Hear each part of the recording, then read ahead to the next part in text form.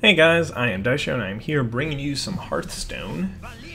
Still alive with this monstrosity of a deck that is really, I guess, not as bad as I originally thought it was. But this is a perfectly average starting hand. There's no reason to mulligan any of the cards when I can, like, curve 1, 2, 3, 4 with pretty decent cards. Playing the Swamp Ooze out is interesting against Hunter because Hunter does have a rare and a epic weapon, but does not have a common weapon. So it's hard to like play around that, but I don't know. It's hard. So it's hard to like not play my Ooze out if I don't have any play, but at the same time, it can also be like super devastating if I play the Ooze and then my opponent plays an Eaglehorn Bow and then a bunch of secrets and then never reveals them. So, alright, there's a secret, so we're just going to go ahead and, before we do anything, attack. It looks like an explosive trap here. That's okay. You can deal with that. But I am going to play the Master Swordsmith here, because, as I was saying, if I didn't have any other play, I would play the Ooze. But since I do have another reasonable play, I'm going to go with that one. Though, to be honest, playing a 1/4 here might just be terrible. Oh god. If my opponent doesn't have anything for me, then I'll be okay with that. I'm going to be able to drop a 4/3 here on turn 3, which is nice, thanks to the Master Swordsmith. And once the Master Swordsmith gives its first bit of power, then it sort of counts as a 2/3 for 2, which is a reasonable card, whereas a 1/3 is not. Secret Keeper. And a secret. Alright, so it looks like I'm going to think about this for a second before I make any rash decisions. So obviously it would make sense to kill this, but unless this is an explosive trap. So what I'm going to do first is actually going to attack, and it is an explosive trap. Alrighty, cool. So we got that bit of information here. So now, will I wait? Will I just burn and eviscerate on a Secret Keeper? It's an interesting one. No, I'm actually not going to. I'm just going to play this Gnomish Inventor, draw a card here, and then go for the face. So, get another +1 out of this. My opponent can't attack either of my creatures and hope to live, except for Master Swordsmith, and if that happens, then I can just Cult Master it. Or I can rather, sorry, it made sense in my head, but I can just play Cult Master, attack my Mind Control tech into it, and then draw a card off of that. Or I could just nom it with the Gnomish Inventor, which, I mean, it has nom in the name, sort of. But yeah, alright. So we have to be a little bit cautious about the amount of damage that we take against this kind of deck. So it looks like, yeah, Assassinate will be a fine play here.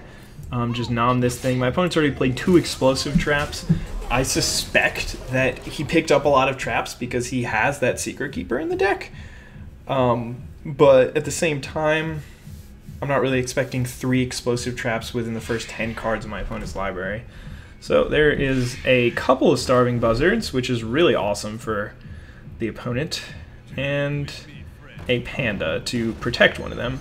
Fortunately for me, I have one of the best things to do, because like as I was saying earlier in a different video, when you're ahead, Cult Master is just one of the best things ever, because it takes you from a game where you were winning to a game where you're basically in an unlosable situation.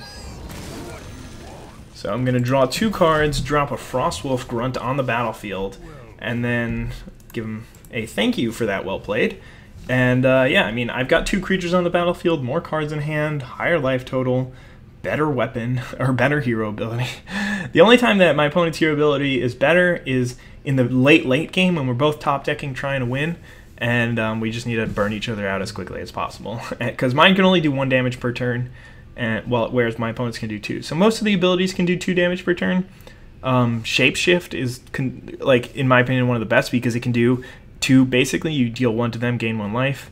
Armor Up, you gain 2. Priest, you heal 2. But yeah, I mean, I guess Paladin, you only do 1. Shaman, you do 0. Alright, so there is a Rhino which is going to be something that I want to take out here, or at least silence. Starving Buzzard's second? Not sure about that play here, because this is a beast, so could have gotten +1 there. Alright, I think I'm just going to go with a Silver Hand Knight into an Eviscerate. I don't have to worry about losing my Eviscerate here, because I have so much gas in hand. Like, my opponent's got 4 cards, I've got 6, and once I draw, I mean, I'll have completely another card up. I can drop a Stormwind next turn to basically make my guys able to kill whatever my opponent deals with, so I still have some haste damage there. Well, that's it's not terrible. I can silence it and play Taunter. Alright, let's go with a silence here. And I'm trying to decide my other play. Actually, did it take 6 to my... Yeah. Let's do it. So able to drop a Loot Hoarder here. Down to 16, not great, but still way higher than the point where my opponent can just burn me out. And such a strong board presence, as well as able to play Ascendant Shieldmaster. Savannah Highmane was like really one of the best cards that my opponent could play. Oh no! Okay, thank God. I messed up playing around Explosive Shot. I was supposed to put the 2/1 all the way on the other side. Alright, you got my weapon there, bud. So it looks like my opponent has another targeted spell, but it could be like an Arcane Shot. I'm not really sure. Flesh Eating Ghoul is a good one here, but I think I just want to play Storm... No. There's no point in playing Stormwind here. So I've got 9. I can't really do that efficiently unless I want to play the Ooze out, but actually I can just do this. I screwed up here. I should have done this first because I knew that that was going to be a play. I could have played the Flesh Eating Ghoul first because I get an actual tangible benefit out of that, but the reason why I opted for this play is because I get to add a lot of surprise damage next turn. Stormwind might have added a little bit of damage that I could do overall if I had played it this turn, but the surprise damage is really relevant. Alright, and my opponent's just going to play a Mind Control Tech, which is one of the greatest cards that you can play in this spot. And another kill command. So I was actually in more danger than I suspected with my opponent having 2 kill commands in hand, but he decided instead to go for this route. This is okay. We can deal with this. I think it's going to be Assassinate on this. Nom that, attack there, and then go with a Senjin. Just to prevent any, like, reckless things, the 5-2 for 6, whatever it's called. I'm flying guy. And we can kill our opponent really quickly from here. I'm going to be able to play an Earthen Ring Farseer. Don't want to take any chances. I don't care what my opponent can pretend to try and do. And I guess it may have made sense to play around like a second Mind Control Tech and not play the Earthen Ring Farseer. I don't know, maybe it doesn't. Okay. Then again, if my opponent took any of these, would I be... I don't think I'd be dead if my opponent had taken any of those, but my opponent definitely put up a pretty good battle there towards the end. And I won, but not by as much as I thought I was winning in the middle of the game. Like, once I played that Cult Master, I thought that it would just be, like, easy pickings from there, but the Charge Rhino really did help, especially because... Yeah, he did mess up there. He could have played the Starving Buzzard first and then the Charge Rhino. It would have still given the Buzzard charge, but he just would have been able to draw an extra card, and that could have been the difference in that game. I don't know. I was still winning by a lot, but I was almost dead. I was down to 9 life at one point. So, all right, so we're playing as Druid. Not ideal, but also not terrible. I'm thinking of keeping this just to have some semblance of a curve if I get to draw 2-drop. It's not looking like I have a real 2-drop unless my opponent coins out a 2. In which case I can Eviscerate. If not, I can always Dagger Mastery, deal 1 damage. So I mean, I'm not really rooting for my opponent to coin out of 2 anyway, because that does mean that I have to deal with it. And they're probably going to play another 2-drop on 2, otherwise why would they have coined turn 1? So, yeah. Alright, Fairy Dragon. Interesting. So, 2 options. I can just play this Mind Control tech out to trade with that, or... yeah, let's do that. Oh, meant to attack. That was a mistake. Forgot that I have a hero ability that, even though it does do 2 in the early game, it does 2 damage because you can... ooh. I don't really have any 1-drop, so I can't really take advantage of Perdition's Blade being able to kill that. Unfortunately, but we do have a pretty nice turn set up for us here. In Perdition's Blade, dealing 1 damage here, finishing that guy off, and killing the Fairy Dragon. So, opponent should be at 28. Hopefully that won't end up mattering towards the end of this game. Hand's pretty stacked here. Elven Archer is not a big deal. Nor is that. Senjin, pretty good draw here. Didn't really have an ideal 2 afterwards. I mean, I could have just daggered after Earthen Ring Farseer. But this is okay too. I've got double Eviscerate Assassinate in hand, so I can definitely deal with late game of my opponent. So there's going to be a Swipe. If Swipe is only dealing 5 damage total, I'm going to be a happy person. Alright, I can definitely deal with that card.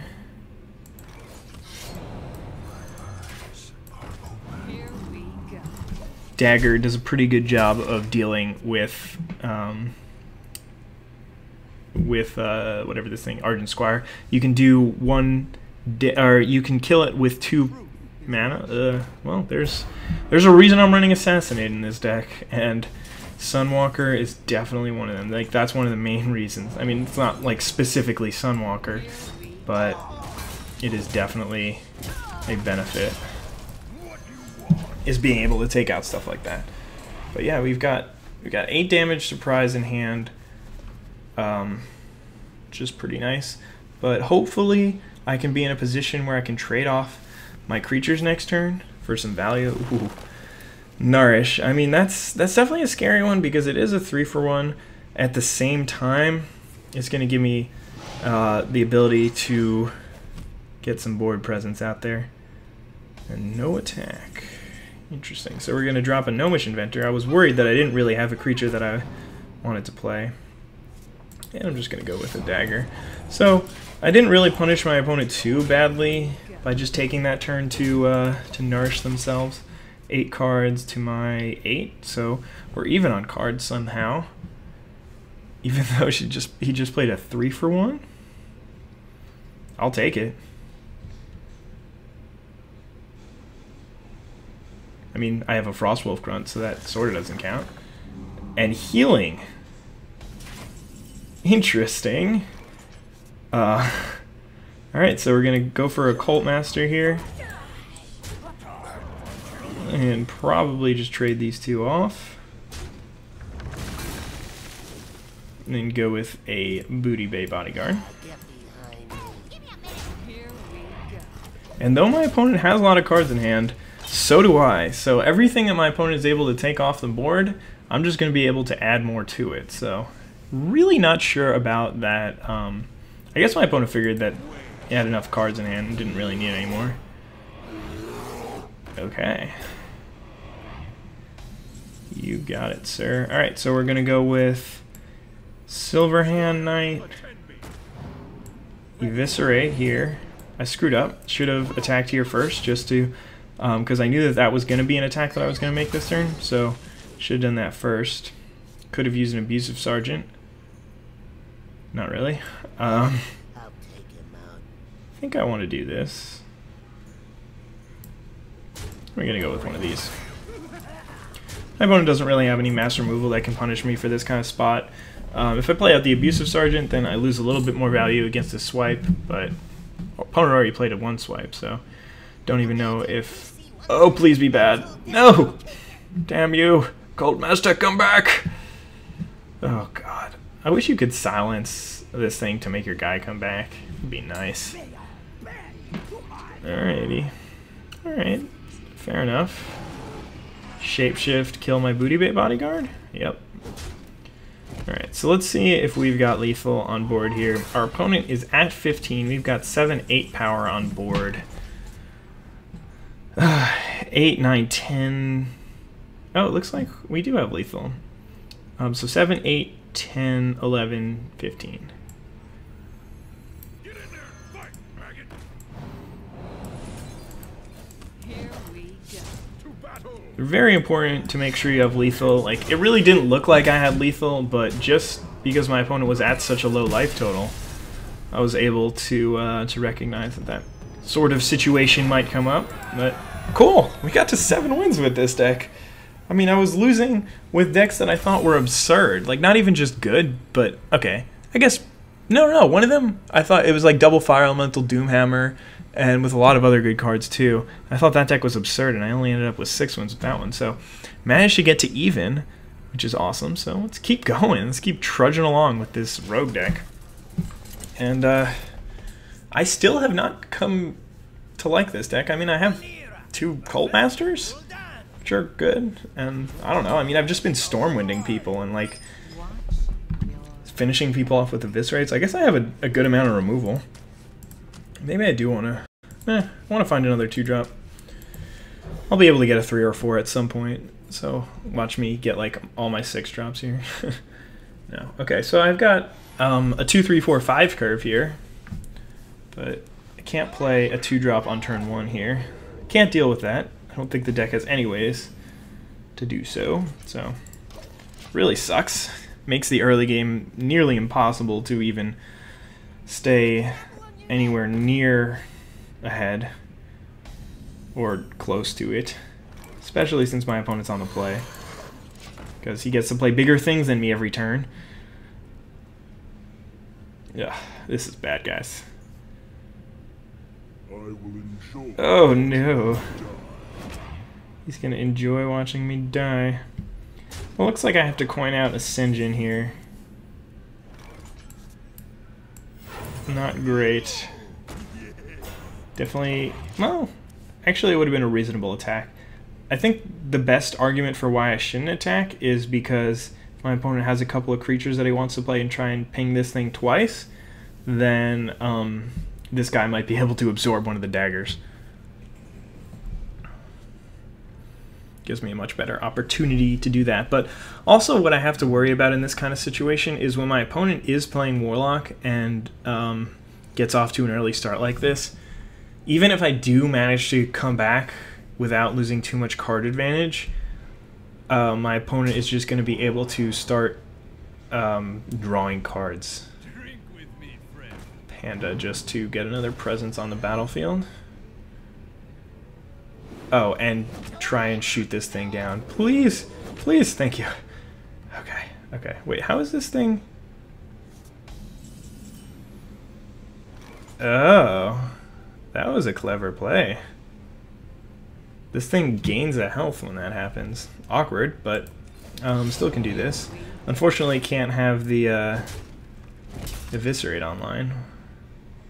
So, or can't have the Flesh Eating Ghoul online while we're doing all this shenaniganry, but that was a cute play. That was a really cute play. I've never seen that before. It makes a lot of sense, but it's very, very interesting. And I hope that my opponent did that way on purpose, because if so, that's a pretty sweet play. Alright, so a couple options. We're just gonna go for a Silverhand Knight. I'm starting to get very low on life, but I need to build a board position to start getting back into this game. 7, 8, 9. I might actually just be dead this turn, depending on how crazy my opponent's deck is. So playing, just getting a good board presence out with the Silverhand Knight and then an Argent Commander next turn should be pretty good. Let's see if he does go and decide to attack with the Blood Imp. Be a little bit of an interesting play, but probably valuable. Alright, there's Argent Commander, tradesies. Still at 18, which is good. Or, this is Defender Vargas, not Argent Commander.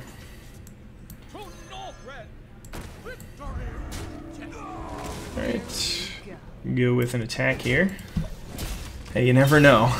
You never know when you're going to need that 1 point of damage. Then again, keeping it around might have been better to keep the Bloodsail Raider a little bit bigger. Especially because he has a Blood Imp out, so most of my things... Ugh, more card advantage, really? You need that here? Get another Blood Imp. Shadow Bolt. Okay, I can deal with a Shadow Bolt. Might have to... Oh, yeah. Okay, no, we don't have to. Let's see, we can go with... Boom. Boom. Boom. Grow that flesh-eating ghoul, and the fact that we are managing to get back into this game without losing too much card advantage is pretty miraculous. And I still have stuff to like help grow my flesh-eating ghoul, so if he doesn't have removal for that, that could become a really big problem. Alright, there's 2 Flame Imps. And a Defender of Vargas. Oh god. Alright, we can do this. Stormwind Champion. If I had 1 more mana, I think that would be a reasonable play here. So let's comb through our options. It does not look like Sir Flesh-Eating the Ghoul is going to survive another turn. I just keep kicking wires and trying to disconnect my PC. 2, 4, 6. Really bad mana this turn. It's probably going to be a 5-drop and a 2-drop. Alright, let's go for it. 5-drop. 2-drop. And we'll go for the face here. Because it looks like... Man, I mean, I've taken my opponent back down to 15 as well. So, if he wants to use that Defender Vargas, it's probably not coming towards my face. Again, he can take me down to 9, so it's just out of range of, like, Soulfire plus Power Overwhelming. But yeah, it looks like we got that trade-off, and we got the extra 5 damage in, which I think is very necessary and very important to do at this stage in the game. Alright, bro, what you got? Hopefully. Oh no, I was about to say hopefully it's not insane. And he's also got a Drain Life. That's bad. That is bad. Alright. Frostwolf Grunt is actually a very good draw here. Surprisingly enough. What is happening? Why are you not being pumped right now? I don't understand why this game hates me with such passion that it just screws me like that. God, cut the vines. Kill the little thing. Destroy the eye. Start a fire. Wake up the sleeping guy. Flip this thing. This one takes a while. Flip that thing. Make a rainbow. Sometimes it just doesn't feel like coming. Sometimes it does. Sometimes not. Making a rainbow. Making a rainbow. Woohoo! And then do the jungle beat thingy. Alright. So I actually wouldn't be surprised to see an attack here because I screwed up so much with the... Oh, hey. Thanks for doing that, bro. Appreciate it. Friend. Friendo.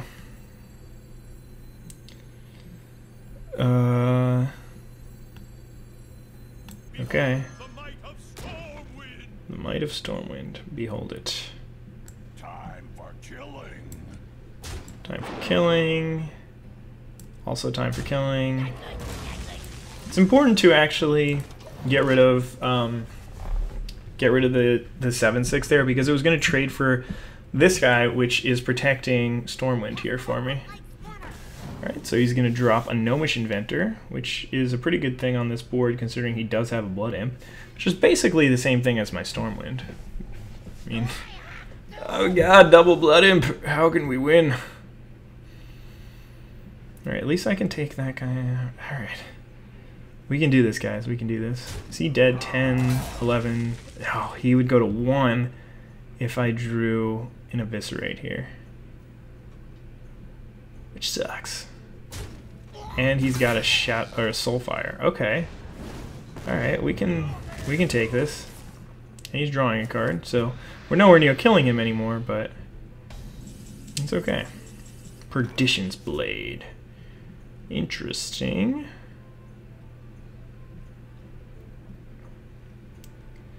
I don't think we can just go for the face. So I'm doing this just to give this guy a little bit of a boost. Although, now that I think about it, actually we're going to go here. Here we go.